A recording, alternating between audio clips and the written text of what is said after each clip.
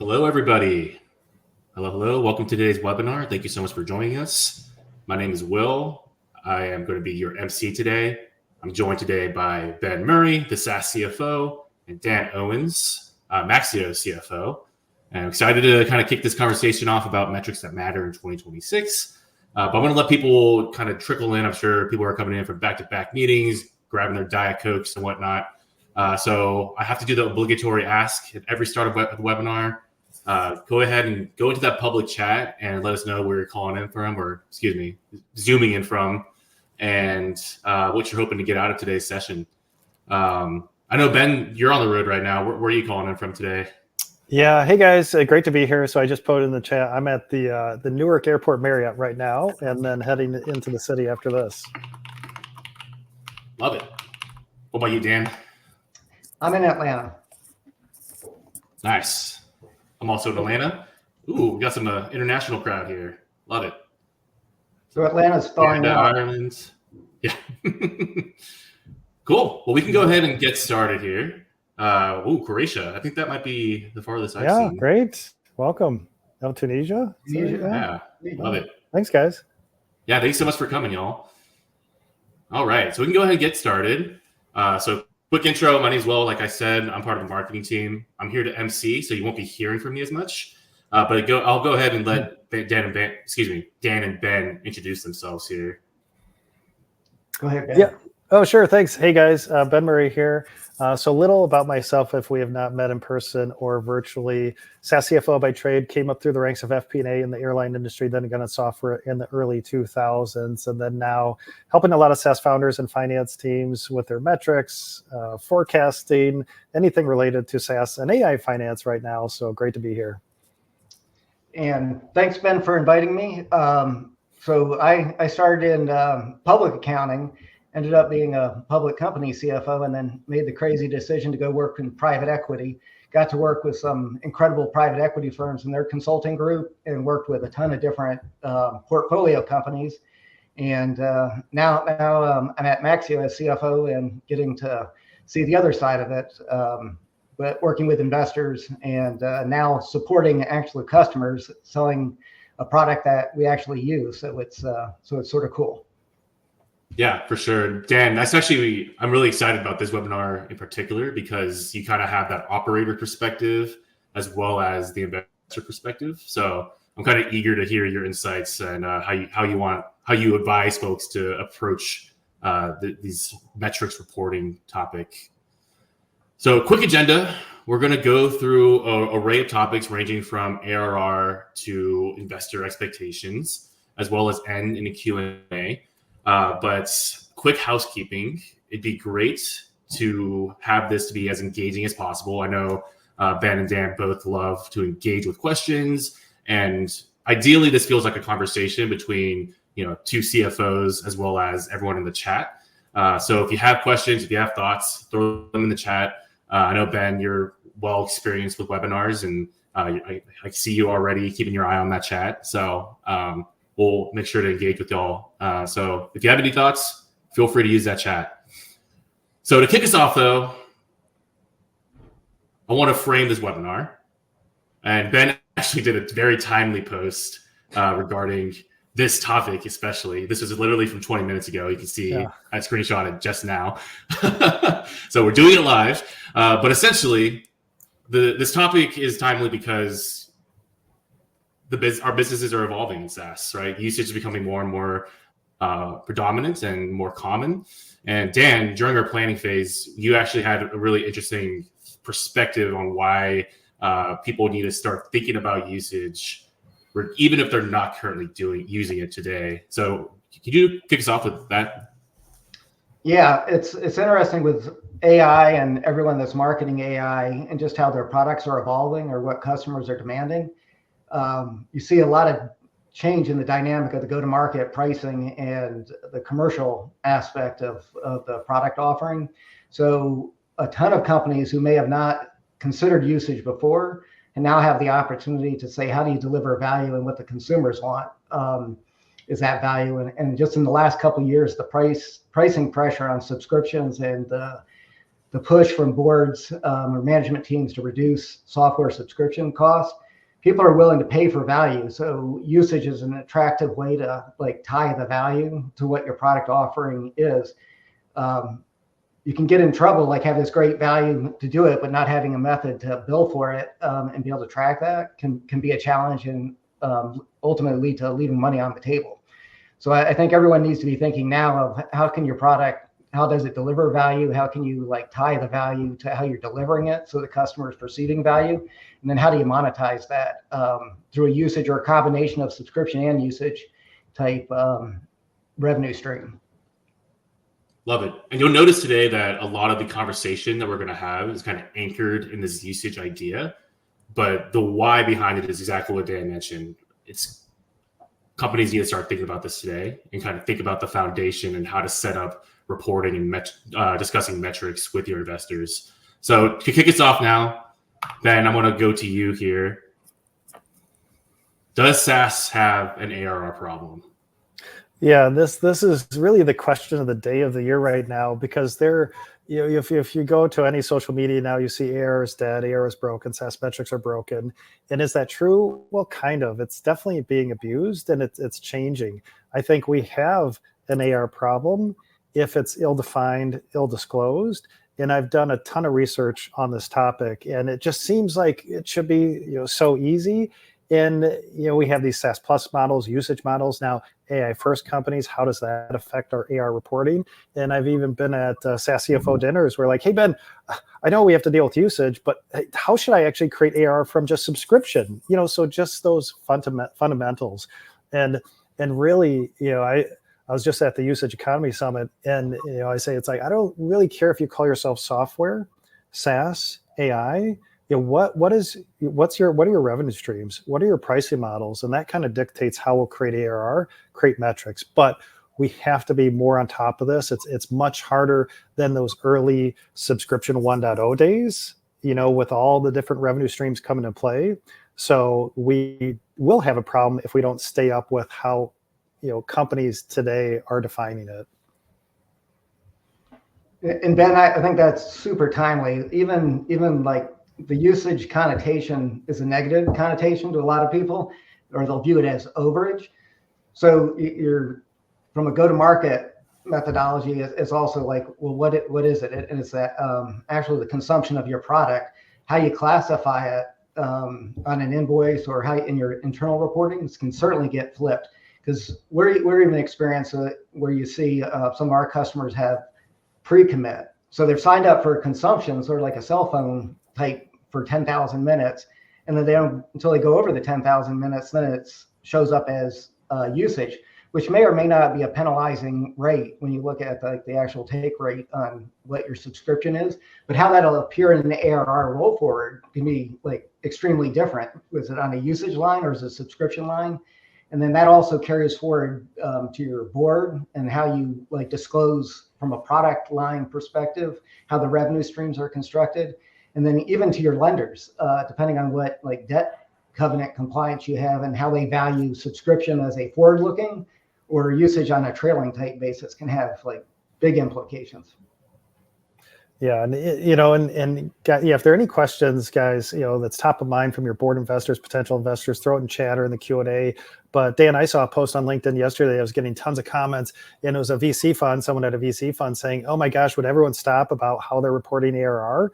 So is that same thing? Are they throwing in one-time revenue? Are they throwing in services? What about managed services? So it seems like such a simple thing. But it is a hot topic.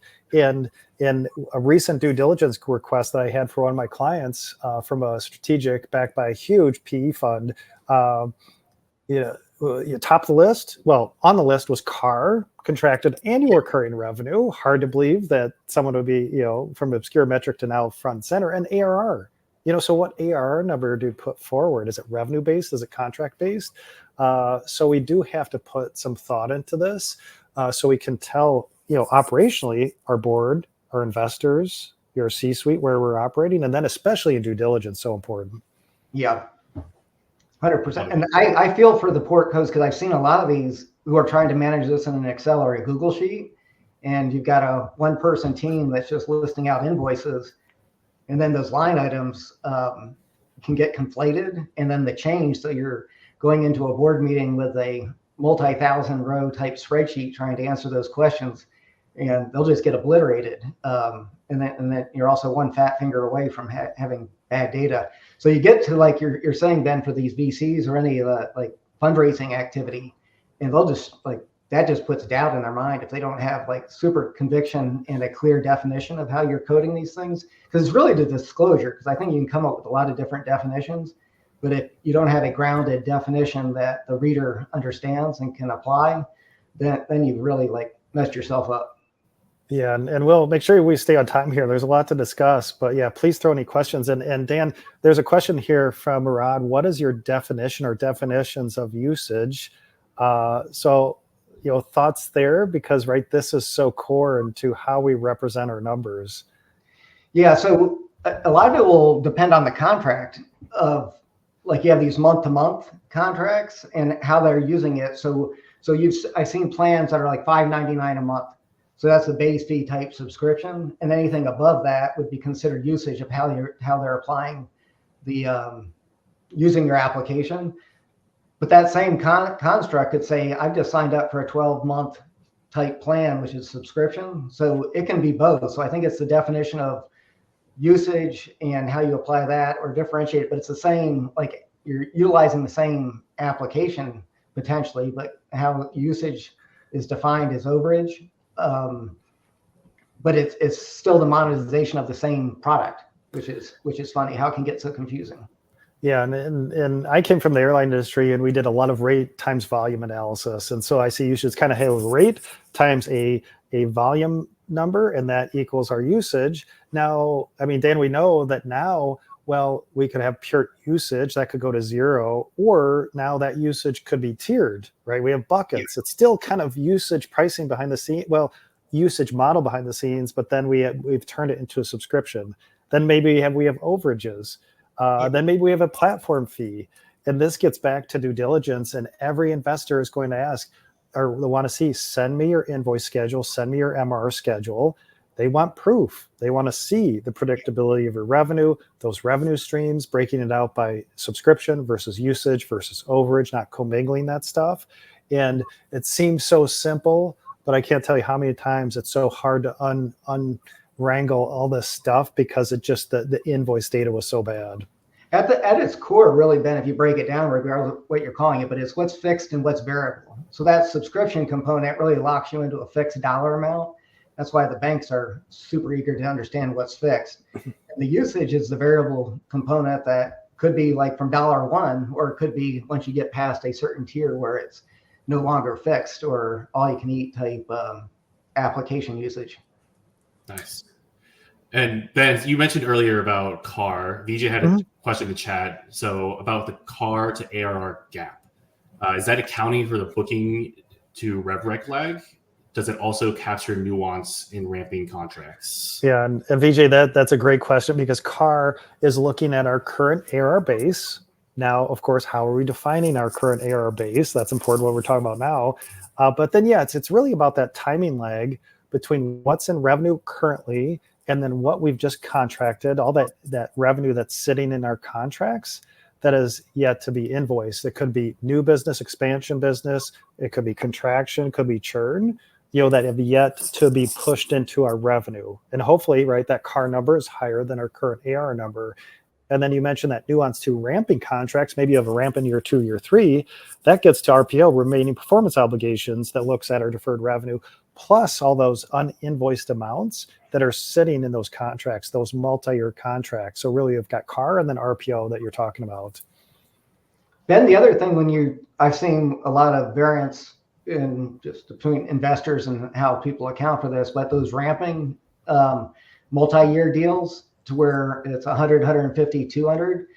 Some investors within their same portfolio will say average the 3, and that's yours, or they'll show the step up. So it's like an expansion mechanism when you get there. So that's where the disclosure, like, you can be fooled as to, well, how are you calculating ARR? Is it an average or is it the step up type in it?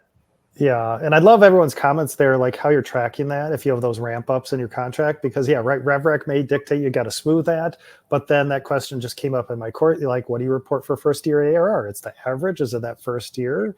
So that's, yeah, really have to be, aligned internally on how you want to define that stuff. I saw a lot in COVID where some investors wanted to like accelerate when you look at and when does it end? Like if someone gave you notice, even though their contract typically wasn't over for like another 6 months, they wanted to take the hit early so they could show like improvement coming out of COVID. So it's sort of interesting games get played on how you define this. And it's like, so buyer beware when you're looking at it, but really asking the questions of how do you define these different elements is super important. Yeah, and VJ said we've been asked to show the average and even also report RAR, which is ramped ARR. I love that. So yeah, a lot of variations here. Love it. Well, I think this is a meaty topic. We could probably do a whole webinar just on this. But I'll tee this up for you, Dan. How would you approach ARR in 2026, and how would you advise other finance teams working in SaaS and AI companies? Yeah, so I think it gets down to the building blocks, like Ben is saying, and ultimately the SKUs that you set up in your system dictate how that ARR gives you the flexibility of how you want to define ARR.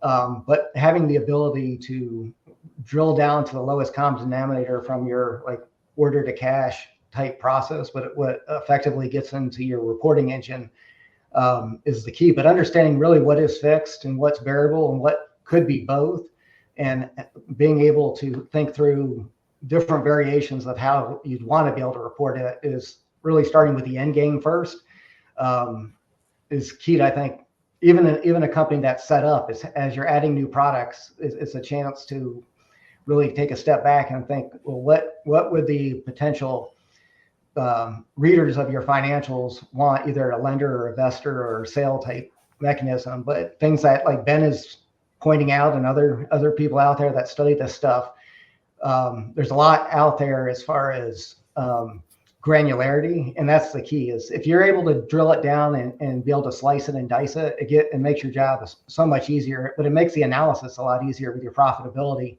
which ultimately, I think, without playing games, it's like the goal should be understanding your revenue streams and the quality of it, and then where you have the ability to expand and cross-sell, upsell, so you're getting the full dance card of your product offering out there.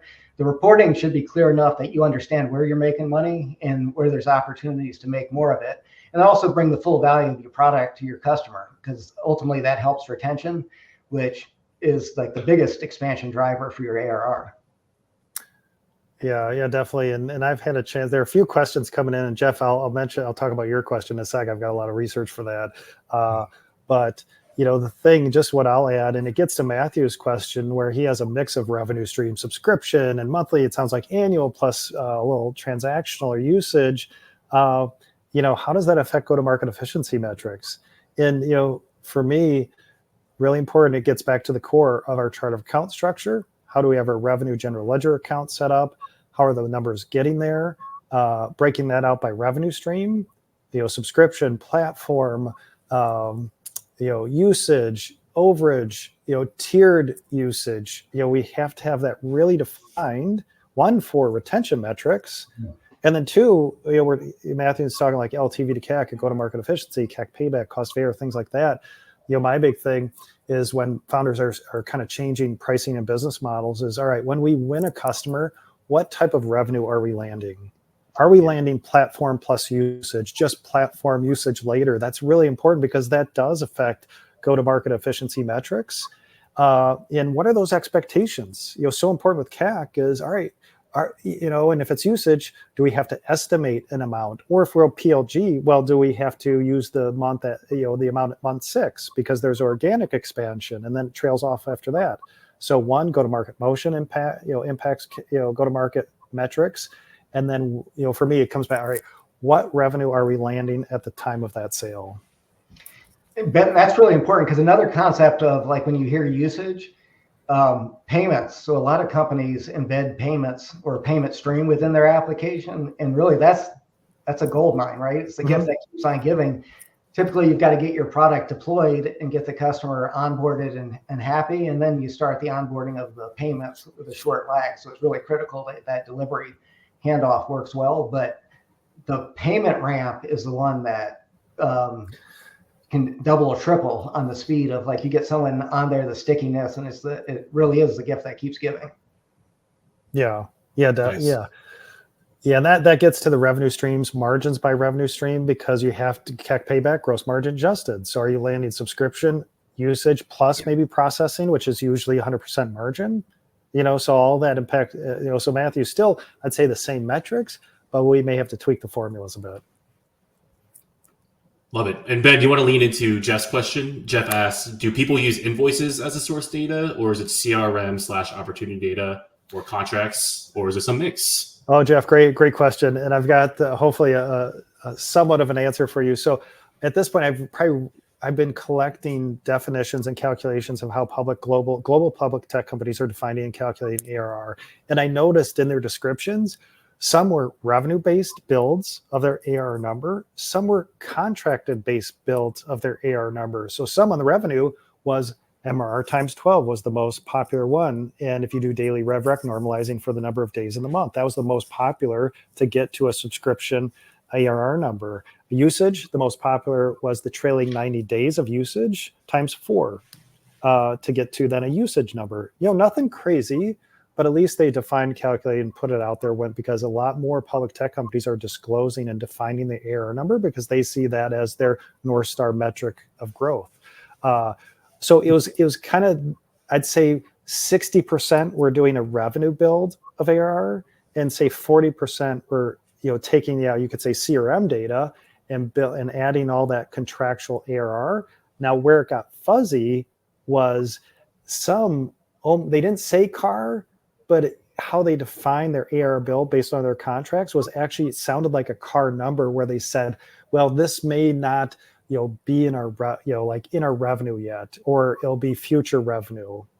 So it was kind of revenue, but also you had the contract build, plus then a little ambiguity if they were actually defining a CAR number instead of ARR. Love it. Dan, I want to ask this to you. It looks like Daniel is a Maxio customer. So this is a more in the weeds, but a pretty common situation affecting ARR and retention. So this is the situation. A subscription has been invoiced, the customer fails to timely pay, the subscription cancels, then the customer needs the software and pays. Is this just delayed payment, or is it churn followed by new business? Some have talked about this as soft churn versus hard churn. So how would you approach that?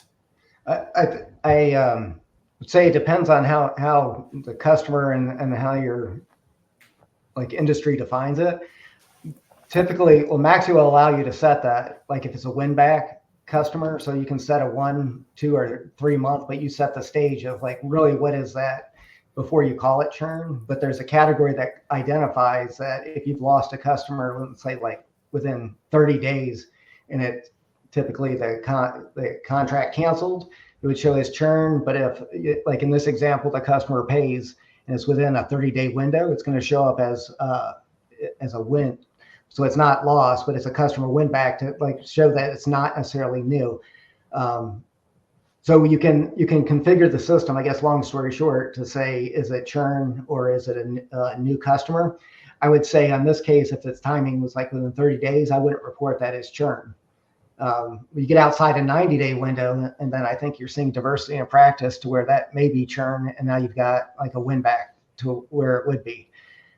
What have you seen, Ben? Yeah, I mean, this is where gaps in your MRR schedule wreak havoc on retention. It's so I love that right where you can set your system up like Maxio to kind of smooth this out or figure out these situations. In my case, I would say, yeah, that's not churn. They didn't pay, but then they came back on. I'd say because yeah, in your MRR schedule, if you don't do it right, you could depending if RevRec started. And then you do all the adjustments, you could see a new customer, you could see churn, you see a new customer coming in, which is incorrect. So in theory, yeah, I would want that as not churn and just a new customer. And then my next question always is, well, how often does this happen? Right. Is this like an exception, or does this happen 50% of the time where maybe we do need some alternate tracking here because we have other things, other dynamics at play with our customer onboarding? Yep. Love it. Great conversation. It's hard to believe we're almost halfway through this session already. So we're going to keep it moving, but please keep engaging with us. And I'm loving the conversation. So next question here. Do traditional retention metrics still work in 2026? Ben, you want to tee us off there? Yeah. So again, if we have subscription revenue, yes, we're still tracking customer revenue, customer retention, gross revenue, net revenue. It gets a little trickier with usage revenue. Again, I'm going to create an MRR schedule per each revenue stream, and then of course segment that. Maybe it's by product line, firmographics, etc. But yes, by revenue stream, and then not make any judgment yet. Then see, all right, what does retention show? Is it predictable? Or is it not? Or is it purely just very seasonal, etc.? We have to apply some different timeframes to it. So I'd say some of those metrics are still going to apply. But again, and Dan, you mentioned a good one. If you have usage, tweak that GRR formula, which everyone would love to hear. But I think still apply. It comes back to our revenue streams and looking at those metrics, because again, at the end of the day, we still want that sticky, predictable revenue. And applying revenue by each of those revenue streams will let us decipher that. Yeah, I was interested when I was at Marlin. They had like what they called gross retention, which typically is loss plus contraction. They would just call that gross retention, and gross punitive would be the loss plus the contraction. What Maxio allows us to do is split those types of contraction or expansion between like a product line or whatever variable you want to call it. But I split subscription, usage, and payments as expansion, contraction type items. So able to see, like, I just want to see like gross punitive retention just on the subscriptions, because that's more of a fix as opposed to the variable components of usage and payments that can go up or down month or month. But then I'll look at all three. So it's the gross punitive, and the net retention. So I think I like the how granular you can get, because each of those revenue streams tell a different story on your retention model, and then point as an early detector of, is there an issue or is there an opportunity here that needs to be addressed? But if you blend it all together and sort of you get lost in the details, and you could be thinking everything's great, but having the ability then to take those type of retention metrics and then break it down by customer cohort. So if you get your small, medium, large, and then even by product, and then by like customer vintage for your different cohort slice. So I think the key now is retention. It still matters, but the key now to make it work for you is how do you get, like Ben was saying, the setup where your SKUs and your items, if you've got that foundation set up, the ability to slice and dice and get super granular will then allow you to make business decisions, which is the purpose of these metrics at the end of the day, is how do you really improve profitability and customer satisfaction. Yeah, it's still right. We're running hopefully recurring revenue businesses, and whatever you call it, we want the predictability of that. And if it doesn't look predictable, is there another way we can frame it up?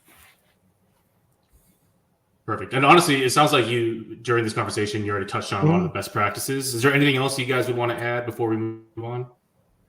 I just want to highlight Dan's comment there about GRR, which is really important. So if you're in a usage model, typically, right, GRR is churn and contraction. So throwing out that contraction component to just look at churn, which could give you a different picture of usage retention. So at least they're staying with you. But then I also look at, all right, how many customers are transacting each month? How, are they repeat transactions? How many unique customers are transacting per month? What's the ARPA per unique customer transaction? So there's a lot more data you can dive into there to see if there any patterns exist. So and usage is like super seasonal in a lot of cases. So that's where Ben was mentioning on like the benchmark being the trailing 3-month annualized. That I've seen companies that did a 1 month, and that created all kinds of heartache or real excitement of, I just take the month times 12, and it's like, well, that's not real. It could be you're really happy or you're really sad, depending on what month you're doing it. So I think having the ability to look at like a quarter or 6 month or a trailing 12, all three of those of the usage give you a picture of how seasonal it is. And then the seasonality change depending on the industry and what, not everything is static, even if they do have a seasonal pattern. Yeah, and Dan, even Toast, their definition of ARR, they do have a platform fee, so it was MRR times 12, but their payment volume, it was the trailing 90, so it was a quarter times 4. Yeah. And and from what I've seen, that seems to be, at least with the private equity firms I've worked with, the go-to consensus that gives you a decent look back, but still not penalizing yourself from the forward type momentum opportunity. Yep. Perfect. And Ben, we have a question from Andrea. Would you adjust your metrics framework in any way? I've been using it as my roadmap. Hey, Andrea. Yeah, so my metrics framework definitely for usage, SaaS Plus models, adjusting go-to-market efficiency metrics, doing some of the things that Dan mentioned as far as GRR with usage-based revenue, really important. So I'm making some adjustments to the formula, which I've talked about in my blog post and my course. And then just a little teaser next week, talking AI math versus SaaS math, and then also, how we should look at metrics a little differently. So going to be doing a lot more research on that, but definitely, go-to-market retention is where we may have to tweak a few things. Cool. And we had a question from Daniel here. So some of our customers who have irregular project-based use, but they still love the software, they'd like a subscription that says, I can use the software for X months or Y amount of usage, whichever lasts longer. We'd like a max number of months when the usage expires. How would you compute ARR for subscriptions of this nature? Oh, yeah, that's interesting. I mean, it almost sounds like, and I've seen with these event platforms where it's kind of they come in, they come out. So,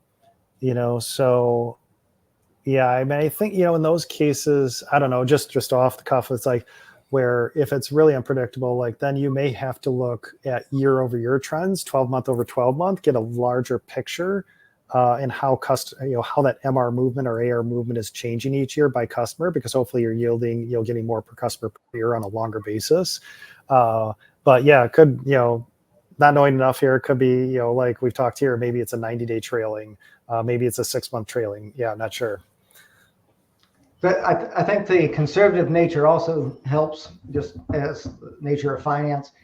Your reputation's on the line too, right? Mm-hmm. So if you've overstated it, and at the end of the day, the cash proof is going to be where's the cash when you do your ARR and EBITDA type roll forward. And so if you've overstated your ARR, it's like a feel good type thing. But at the end of the day, you gotta recognize that revenue, or it's going to highlight that you're being overly aggressive, which then calls into question your whole ARR structure. So I think like the goal is closest to the pin when you look at ARR reporting, and you don't want to be too conservative, but there's a danger of being too aggressive on these things. And then you've done more harm to yourself than it's worth.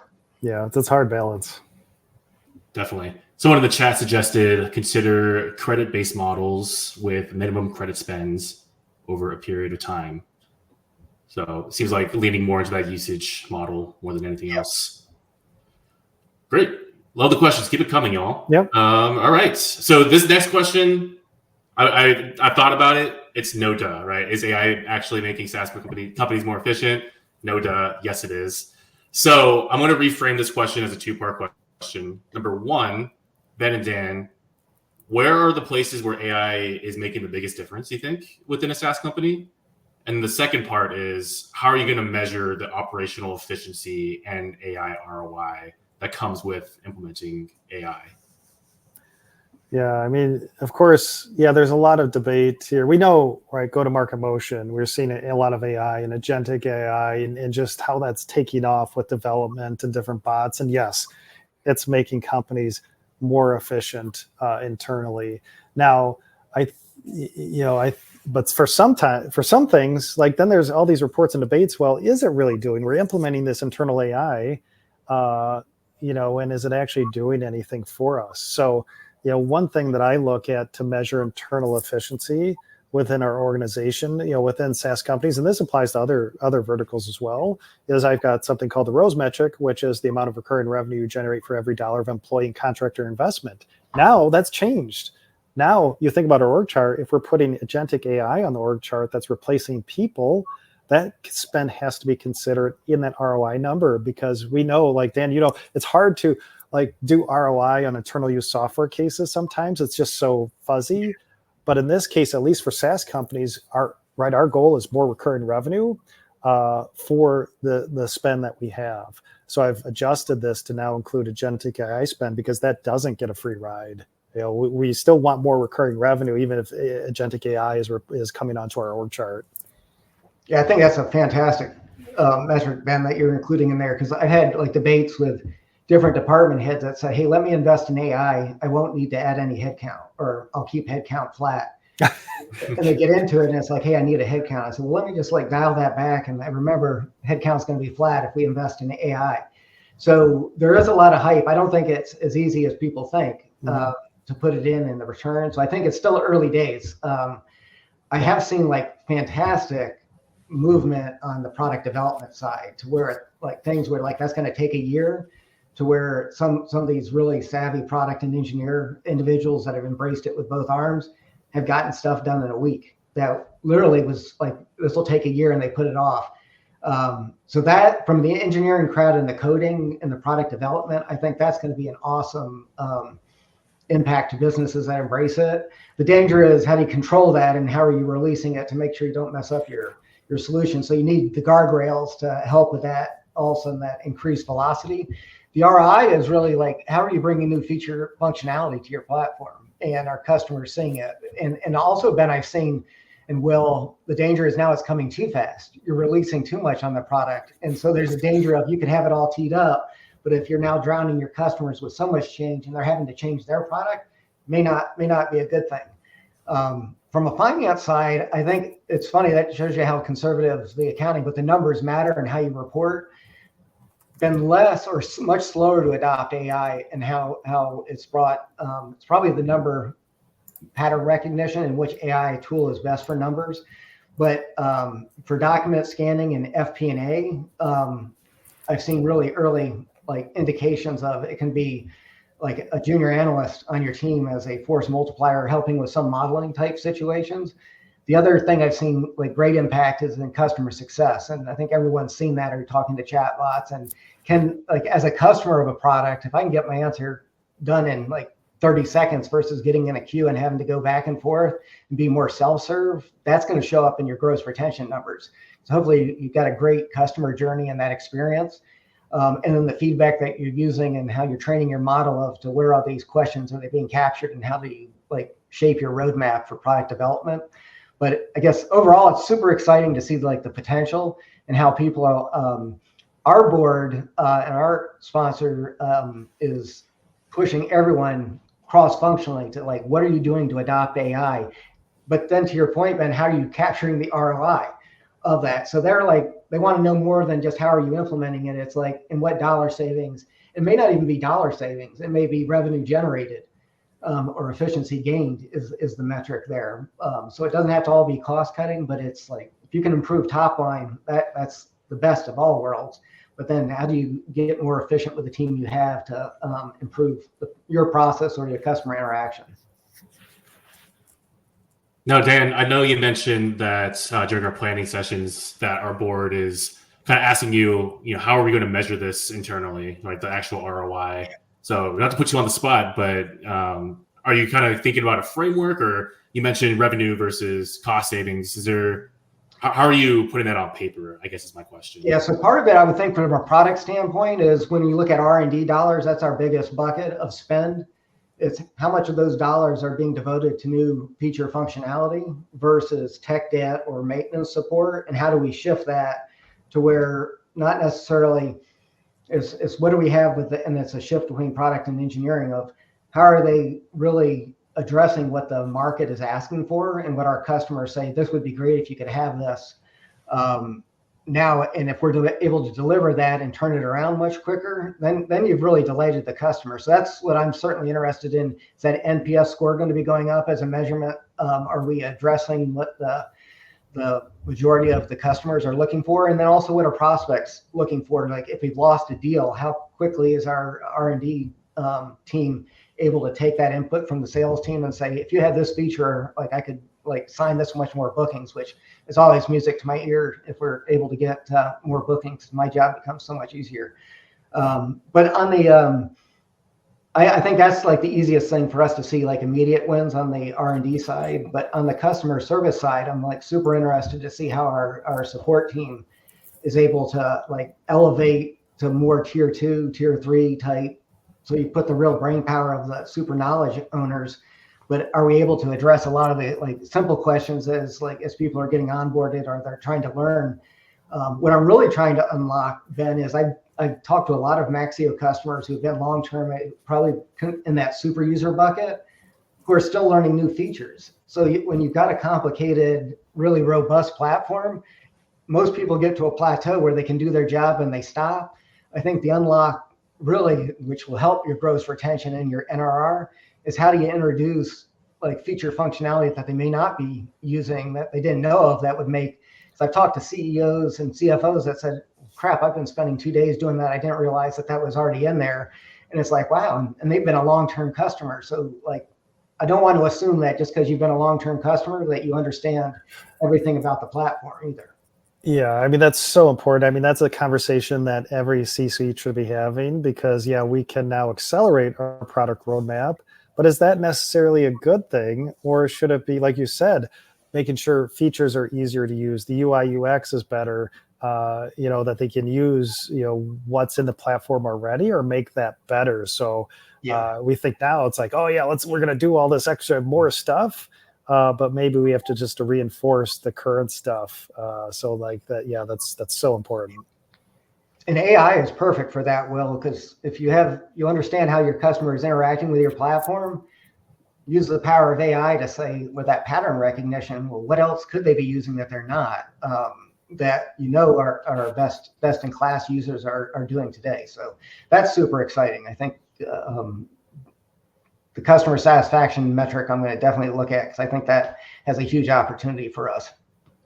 Yeah, for sure. I mean, our own CPO, Chris Weber, he mentioned to me that the big unlock with AI he thinks is going to be removing the learning curve for these complex software, right? Like if you're just able to use natural language to use software like Maxio or NetSuite, it's a huge game changer for adoption.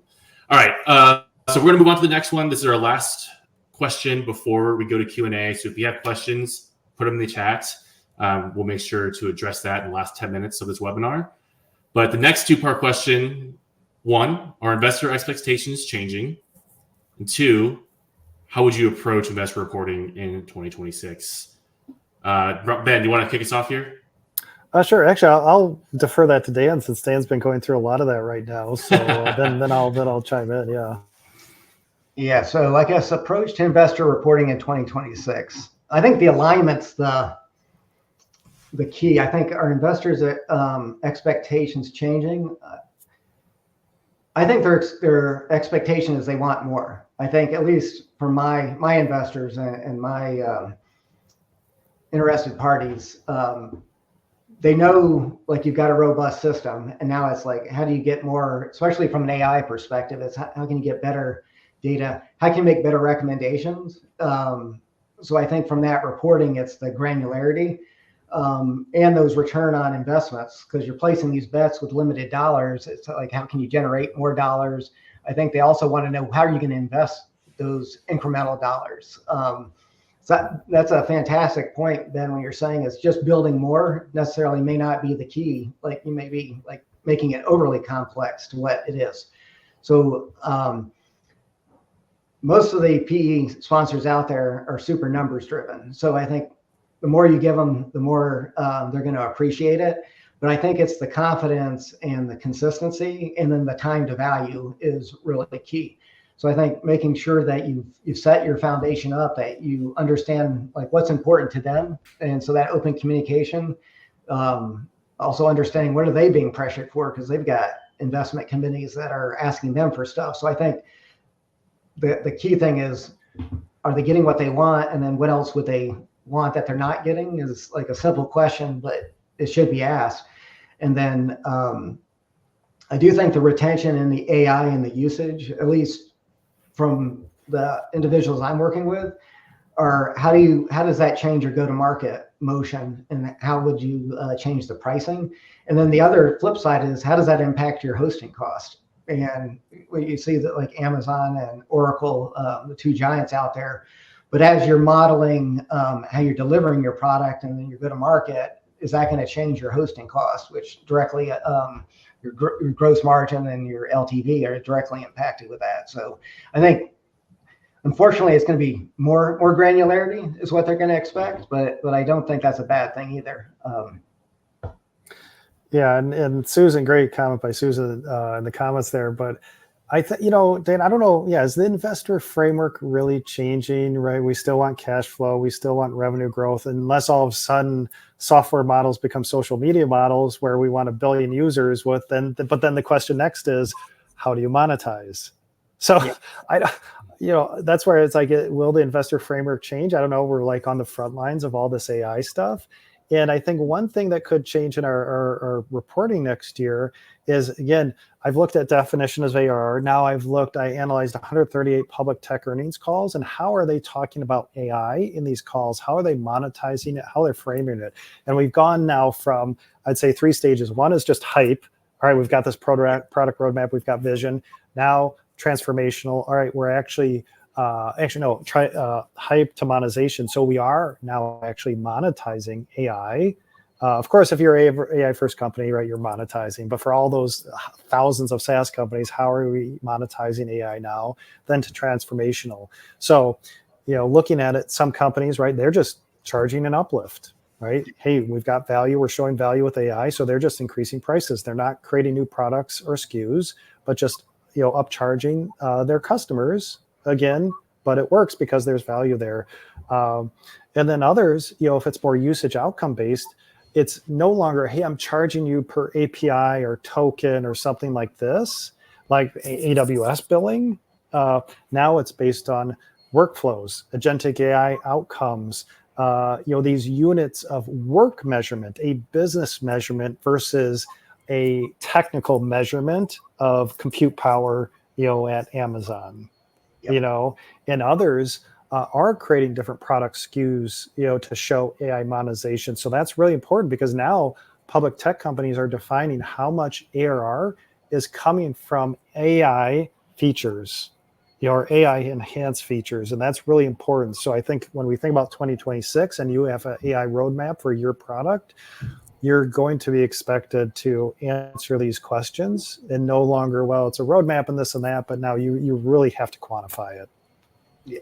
Along with the cost, right, Ben? Mm-hmm. Yep. That's the revenue is great, but if you just invest it.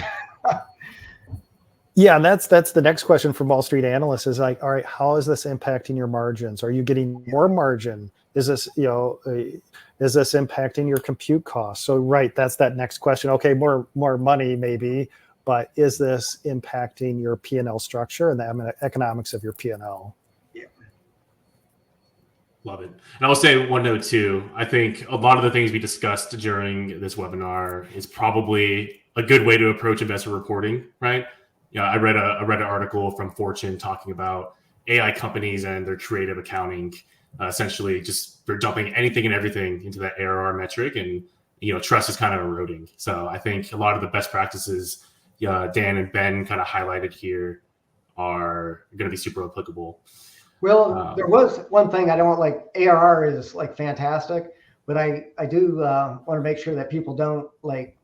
It's not ARR necessarily, but professional services, which can be like a quasi ARR, is a huge cash opportunity, a revenue stream that sometimes gets neglected. But as a value add and how you get your customers like fully onboarded and trained and taking advantage of that, there's huge value in that customers will pay for. And I've seen some of it, depending on how you structure it, as a subscription at these like managed services that end up in ARR, but that's another where it gets muddy. But I've seen different investors say, wait a second, you've got ARR, there's so much focus on that you're missing another cash stream that flows straight down to EBITDAs. Yeah, and what I've seen from public tech companies globally is that there are some who are including managed services as part of their ARR number. I'm maybe not a huge fan of that, of people-powered subscription revenue within your ARR number, because I think the goal is to drive IP revenue or software revenue. But that there is that piece, that component to it. And when I've talked to CFOs at dinners and events, and hey, you'll raise your hand if you think managed services should be part of your ARR number. And I'd say about half would raise their hand, kind of surprised. And of course, as a CFO, if I had that, I'd want to take credit for it too. But there's a balance, just those. And what it comes down to is just disclosures, all that stuff, just to make sure your board knows how you're reporting that. It's just better renew, right, Ben? Otherwise, it's not recurring. Mm-hmm. Yeah. Yeah, Susan says same thing is happening with the market messaging. AI hype is loosely aligned with actual features and benefits. So I'm inclined to agree with that. No one likes talking to a bear, but I do think 90% of AI is probably more flash and substance. Yeah, that's what we're seeing on Wall Street, and just the analysts asking the CEOs, CFOs, how are they defending it? It's like hype's over, right? You can't just loosely talk about it, but you've got to show that proof. It's almost like going from seed to Series A, where the story sells your seed. Now it's story sells the Series A. Plus, now you have to have numbers that back it up. Yeah, for sure. All right, well, let's go ahead and move to our Q&A. I'm also going to launch a poll here asking what topics you'd like to learn about next time. So I'm going to go ahead and open that up. Love to hear from the audience what you want to learn in future webinars. But in the meantime, Dan, something else you talked about in our planning session that I thought was interesting. 2 years ago, I think the market really hammered on the idea of the rule of 40. How do you think that's evolving, this year, next year, moving forward, while we wait for questions to come in? Sort of skipped 50 and went right to 60. I do think it's more of the quality of when you're looking at the rule, and the top line growth obviously has that 2 to 3x multiple versus EBITDAs. But what surprised me is I've seen some investors say if you can't grow your top line, they're fine. Like, you can have super quality companies that have kick off a lot of EBITDAs and are great. They don't necessarily have to grow. So I think everyone over indexes, which if you're growing, that's awesome. But I don't necessarily think it has to be like one way. You can get to that rule of 40 or rule of 50, either top line or a blend of both. But investors value both of those. They'll put a different valuation on it, but they're both solid companies that achieve those metrics.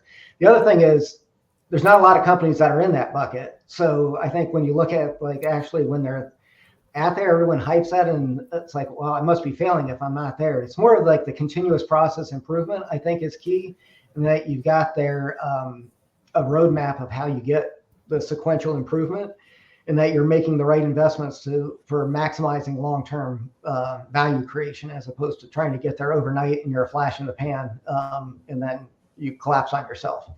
So I'm more of the continuous process improvement and making right decisions for a longer term than trying to hit an artificial number within a single period. But everyone wants rule of 40 and now rule of 50 plus. Yeah, I mean, you see people saying rule of 40 is dead, all this stuff, but regardless of what you call it, profit versus growth is such an important financial concept. You're always talking about it, even if you're not talking rule of 40. And Dan, like you said, the market still rewards in and out, year in, year out, rule of 40 companies as far as their valuation. So, and then Susan had an interesting comment here about, going to Reddit, going to these communities for what tech is working, which is so true. Going to your CFO communities. I've just kicked off my tech stack survey. Hopefully people using my tech stack report to figure out, what tech they should be using. So true. I am surprised, Ben, how many I've seen like demos of multiple products that really hype AI. And you get into it and it's like, well, where's the AI? And well, that'll be on the next demo. I'm like, so people have bought into the hype for sure. But as you pointed out, it's now people are going to be like, show me. It's got to be real now, not just the marketing piece of it. Yeah. It's just a chatbot on our website right now. Yeah. So there's actually a couple poll answers that I think can supplement our Q&A here. So someone asked, what are the metrics investors value for companies whose products are a data as a service? So DaaS. Ooh, Yeah, I've had some clients, data as a service, where it's a SaaS, but really it's about that data, proprietary data, or they're ingesting that from a third party. And usually I'm still applying the same SaaS metrics framework, but usually the gross profit is not as high as pure play SaaS, kind of like the AI debate, with gross profit. So some of the economics, I'd say, still apply, some of the metrics, my 5-pillar SaaS metrics framework. But I think the big thing is really understanding your gross margins by revenue streams, so you can tell that story, because you do have higher third-party data costs than pure play SaaS. That's the non-data play. Yeah. Love it. So whoever put that in the poll, hope that helped. 2 metrics that someone put in the poll here that we did not touch on was CAC and LTV. Is there anything y'all want to speak to for best practices around both those metrics? That'll probably be our last topic here. CAC, that's where you want your sales team delivering new customers. It helps solve. But there is a downfall of like just spending to spend without getting that return is like a fool's errand. And I think a lot of people get in trouble with, I just need a bigger budget to sell that. I think it's important that your sales and marketing engine are really understanding where that investment is and what's the ROI. And it's good to experiment to make sure you're getting that. But if you're not signing new logos and you're just throwing money, then there's a lot of marketing shops that are happy to take your cash. But I think that's critical for an ROI, that you have a budget to experiment, but that you're holding yourself accountable. That is just not you're not following a basic metric out there that says as a percent of revenue, my sales and marketing dollars should be X. That should have the same level of scrutiny. Yeah, definitely. Got to calculate CAC payback, LTV to CAC. What revenue are you landing? Your previous conversation, what revenue are you landing with that new customer? Have that new versus existing allocation done correctly, so you don't over allocate the CAC. And then the whole AI thing is, the TAM and, CAC, and that's evolving. But, are you going to get more ARPA, for those AI customers, or, but I'll have a post coming up on that. But yeah, a lot we could discuss there. So Daniel asked an interesting question, more like a comment that he would like your thoughts on. In his honest opinion, it's probably fair to say that many SaaS metrics and Rule of 40 are rules of thumb, shortcuts for a DCF valuation analysis. One PE investor Daniel knows tends to dismiss ARR and says he can and does use a pure DCF analysis. When I ask how he manages to forecast a company's future cash flow accurately, he says he's seen 100+ software companies and feels like he can do the forecasting there, and they're all like in the end. What do you think about that statement? Yeah, I mean, it's interesting because, again, it just comes like whatever, if we call a software SaaS AI, it comes back to the recurring revenue and the cash flow. So he's saying, hey, it comes back to that cash flow that business is generating. So it's a true point. Let's put all this hype aside, and can we still generate cash flow with this AI businesses, SaaS businesses? And yeah, I've worked with 100+ SaaS companies, and yeah, you see patterns in their economics, so you can kind of maybe decipher through the BS. Yeah, and that's where, Will, when I said that, like, closest to the pin works, because at the end of the day, they want to see the cash, and that's where it shows up in this DCF type analysis. So if you're hyping, they see thousands of companies, and you lose credibility. So it's better to know your numbers and full disclosure. But how do you the goal is, how do you build confidence? Yeah. PE investors, right? That cash on cash return is so important. So yeah. All right. Well, I think that's it for us. We are pretty much right at time. So thank you, everyone, for joining us. Ben, Dan, thank you for joining us today, too. Do you have any parting thoughts before we log this off? It's still evolving, so stay tuned for these webinars and future posts. But I think for finance leaders, like, we have to be attending these webinars. We have to stay in tune because things are changing. And like Dan said, we don't want to put an ARR number out there that's not the right number, overstated. That's where we get in a lot of trouble. So I think we've got to be educating ourselves on the front lines here. And I just want to say thanks to Ben for being a thought leader and really driving in this and keeping it real as far as what's out there and what's hype. And I feel your pain as far as like an operator. So any finance people that are interested, please check out Maxio. I wish I'd have known it before I was at these other firms, because it is complicated and investors are asking for it. So you need a good tool that'll help you be able to slice and dice your numbers, because people are only going to want more and more detail. So thank you, Ben, for helping be the thought leader in this. We really appreciate it. Yeah, thanks, Dan. Appreciate it. Thanks, Will. Yeah, thanks, guys. Appreciate it. All right, y'all have a great day. Thanks, Bye. everyone.